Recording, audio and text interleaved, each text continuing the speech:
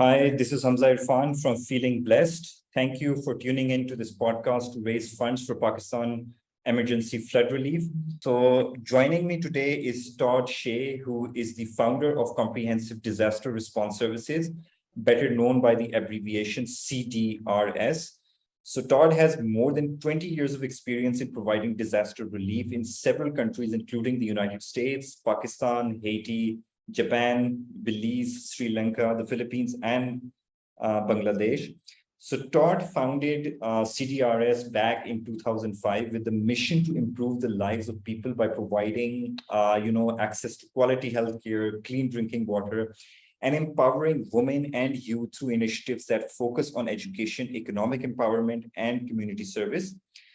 In the past, CDRS has responded to multiple national emergencies in Pakistan. And as we speak, CDRS is engaged in providing flood relief in 26 districts in all 4 provinces of Pakistan. So Todd, could you please give us an overview of what CDRS is currently doing to provide emergency relief to those affected by these devastating floods? Sure, Hamza. First of all, thank you, and thanks to Feeling Blessed for having me on your podcast. It's very much appreciated. So I have about 10 teams out there. I have my regular employees, and then I also have youth chapters and a few partner organizations that I'm working with and have been working with throughout the COVID disaster, because we've been doing a lot of food delivery all over Pakistan just in the last couple of years because of the economic impact of COVID. So a lot of those teams have been activated as well. We are currently, most of what we've been doing for the last almost 2 months now with APNA, funded by APNA, the Association of Physicians of Pakistani Descent of North America. We have been doing in Balochistan, because the floods were, a big problem in Balochistan longer than other places. And so we've been delivering food packs as well as medicines to fight outbreak of cholera and things like that. So since the floods got worse in places like Sindh and southern Punjab, we have also been moving tents and water, and as well as setting up medical camps and community kitchens. And also, like in Charsada today, we delivered hot food, hot meals, biryani and chicken and all that to 1,000 people. 1,000 meals were delivered, along with 350 sets of clothing, brand new clothing that was donated by Alliance in America. And those are for the whole family. So the places that we went, you would see just mile after mile after mile of devastated farm fields. So you would see corn and wheat and orchards, just totally had been drowned in 5-6 feet of water. Everybody's possessions were either wiped away by the floods. And the water has come down in Charsada and KPK, but the damage left behind, the mud is still there. There's a lot of fields that are still somewhat flooded out. So it's a very bad situation. So we have been helping these people in Charsada and other places like Gilgit-Baltistan, Chitral, Swat, as well as Rajanpur and DI Khan, DG Khan, Tansa Sharif. Many places in Balochistan like Zob and Kila Saifullah and Chaman and Qamardin, Karez, and then recently down into Sindh, where we're working in Sucker, Jacobabad, and then also taking supplies from there into Nasirabad and Jafarabad in Balochistan. Right, that area on the border between Balochistan and Sindh was obviously very hard hit, and then down into Dadu and Mir Prakash. So we have teams working in many different areas, primarily delivering food, also delivering baby products and feminine products, hygiene products, tents, blankets, clothing, and hot food, and mosquito nets. So what is the worst affected district that you've actually personally observed, and what's the situation over there right now? Well, I'd have to say that there's a lot of areas that have the same situation.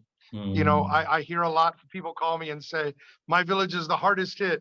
And I can understand where they're coming from, how they feel, because they're in it and they're in their village and it's been wiped out. So I totally understand, but I probably talked to 100 people just in the last 2 days whose village was hard hit, and it's really indiscernible from another village, some other place. Like, you can go to places in Charsada and you can go to places in Gilgit, you can go to places in Chitral who had fast moving water, flash floods.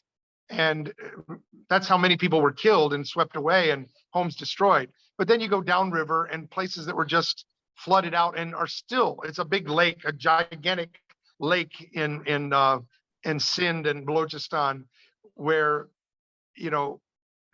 the level of damage and devastation to the agricultural land, to the livestock, to the people's homes is just total devastation. So you were talking about your recent trip to Charsada, and you were, talking about the issues being faced by the villages over there. So could you please elaborate on that?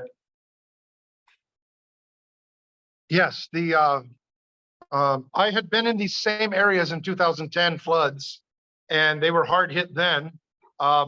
This was, I think, even bigger there. It was really big then too. So it's going to take months for people's farmland to maybe even a year or more to dig out their farmland. It was a lot of silt. A lot of the fields have been ruined. Crops washed away or killed. So it's going to take a big cleanup and a big effort there agriculturally. So these people have been hit hard. Their livelihoods have been wrecked. So they're going to need some help for a while. Everything they have is ruined. From their clothing and their possessions to their important papers and all the things that they have, whatever possessions they have, either washed away or got destroyed. So we saw people there that were literally there. They had just the clothes on their backs.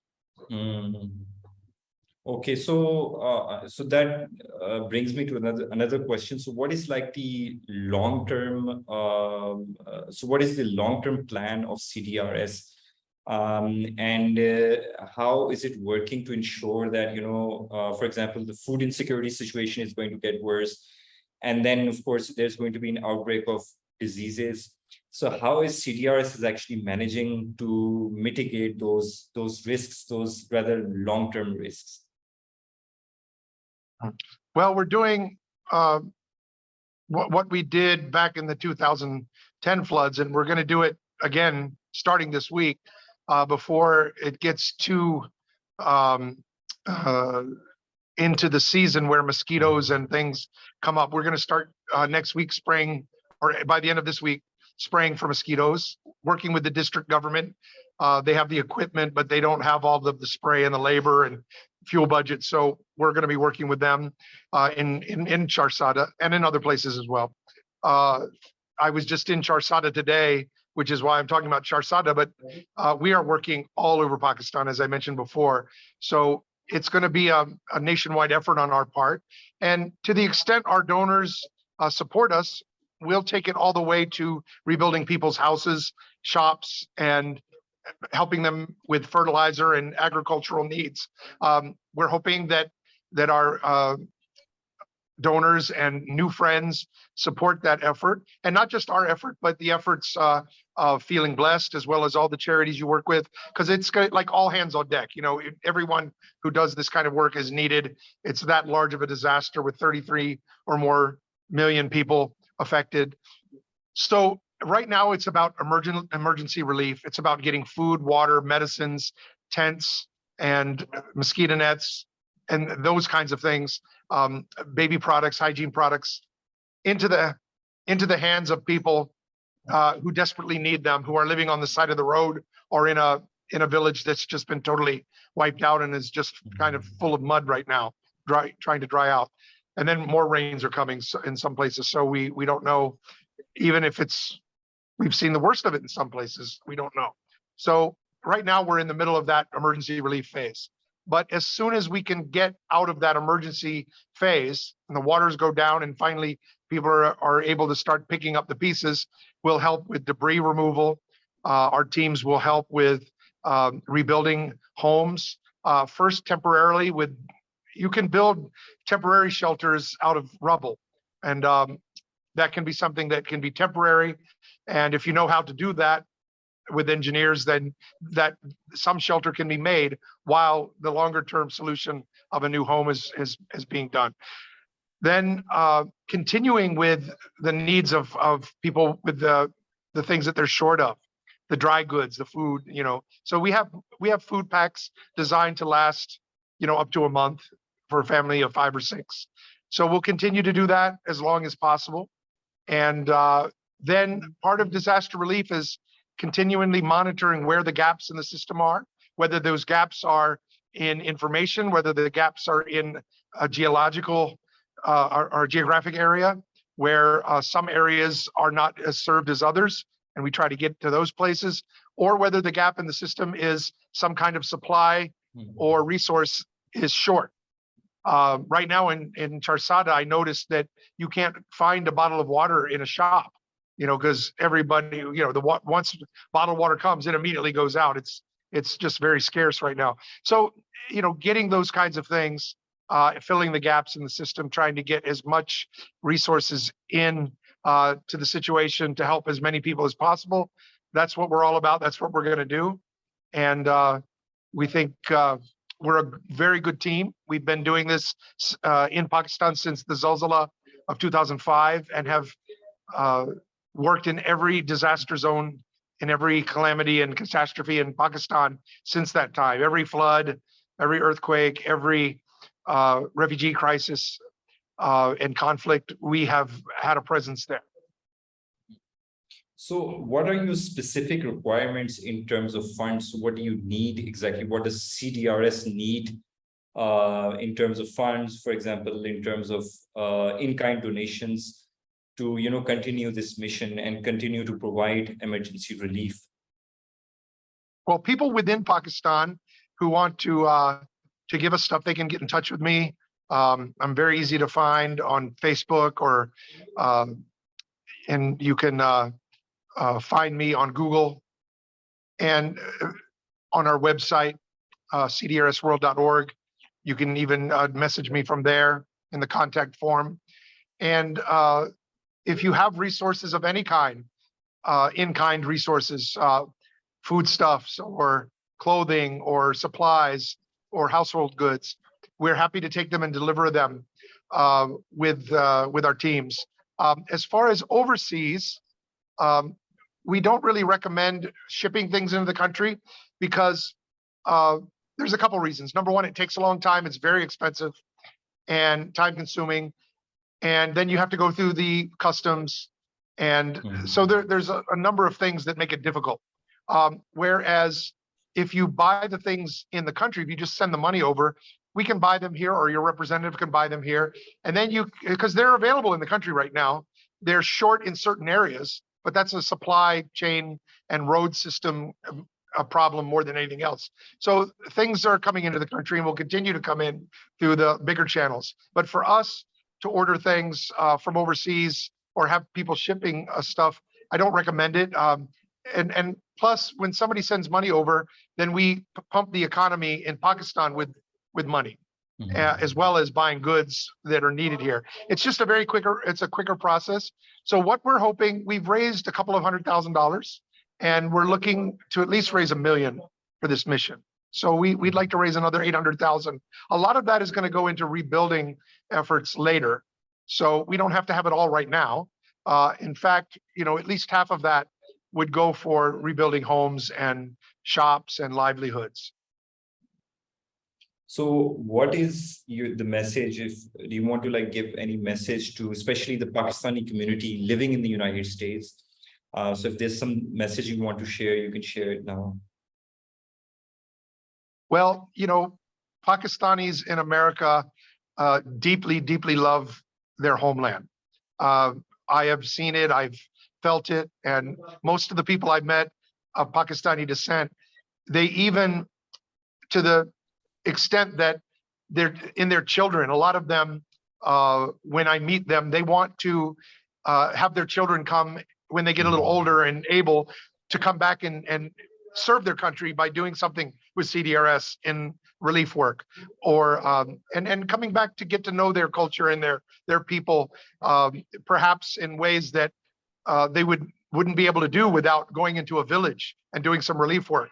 It's a very different way of getting to know your people in your country, but it's very valuable. And so I would say that people of Pakistani descent, whether they were born in America or whether they came over from Pakistan, they love their country dearly and they want to do something in these times of suffering. So CDRS is one of those organizations that has a proven track record, and we're there to serve, and we have accountability on both sides of the pond with our tax exempt status here in Pakistan as well as in US. And we're a trustable organization with a track record that you can support. But I would encourage people to support many different organizations and spread their money as far and wide as they can, because then it touches many more lives and it helps many more organizations do good work in many more places. That would be my message. Okay, so let me just reiterate, to our viewers that, viewers can donate to CDRS by, scanning the QR code. So I'll just share the screen.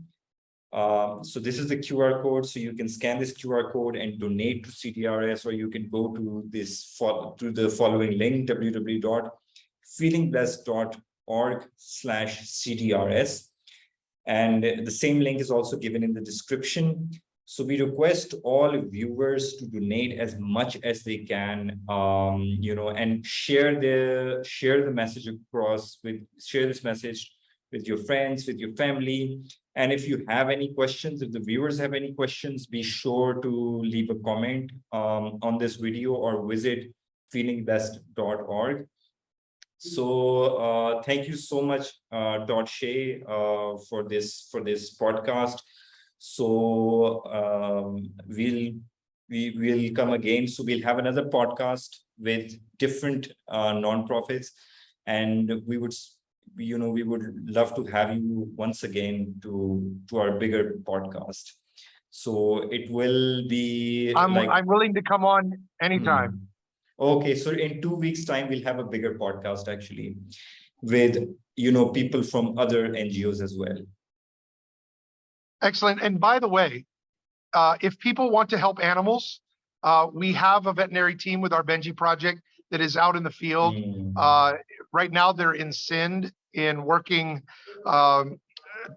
in the areas between the Balochistan and Sindh border.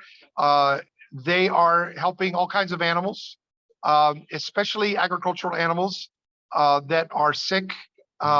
Yes, there's a lot that have died, but there's also a lot that need help. So if anybody wants to help the animals, you're actually helping people, because the agriculture of the area is very much tied to the livestock. So any livestock that we can save, it'll be a great thing.